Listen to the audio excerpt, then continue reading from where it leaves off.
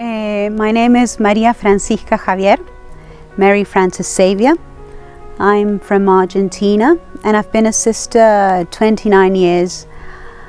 Well, I have had a very privileged life because of my father's work. We lived abroad a lot and I have had many chances of visiting different countries, knowing about different cultures, something which I have always enjoyed.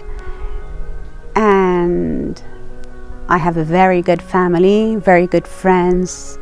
I have had the chance to do everything, I think. I mean, everything I've always wanted. But there was always although I always had everything, not just the material as I said, but also let's say, the family, a Catholic country, a family of good morale. There was always something lacking. Something I was always restless. I always wanted more. I was very ambitious, I can say. I did enjoy material things. I really did. But it was like those things never gave you, the satisfaction. So once my father says, okay, why don't you do something useful and go to mission, do something for somebody else? As I said, I had a privileged life and I really never did anything at home. I mean, I just went to school. So I went on the mission, not that I was generous at the beginning, and I met these priests and seminarians from the Diocese of San Rafael in Mendoza. And I was very impressed by their zeal for souls, missions, saving souls. We would go by knocking doors, inviting people to the sacraments, inviting people back to the church. And I realized I was satisfied.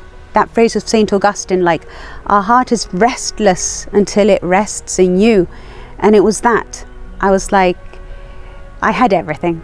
So with a friend, I asked her to help me pray, to ask God for the missionary vocation. And the seminarians had always spoke about the sisters, that there were some sisters that were like them, missionaries, poor. They had a life of sacrifice. And I said, okay, if I become a missionary, I want to be like them. So in the end, I decided to enter the Institute of the Servants of the Lord and the Virgin of Matará. And when I go to tell my parents and they start asking me questions, I realize the only thing I know is the name of the institute, that they're in San Rafael, they're poor, and that was it.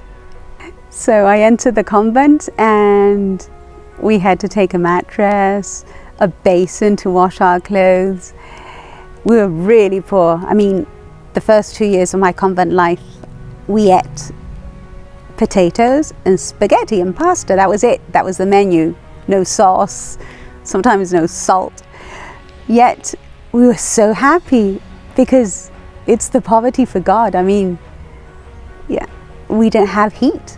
So I remember I learned how to dance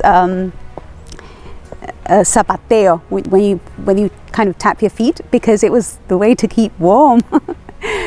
We would change inside the bed, with 5 blankets on top because it was freezing. You couldn't, get out of bed without being nearly fully dressed.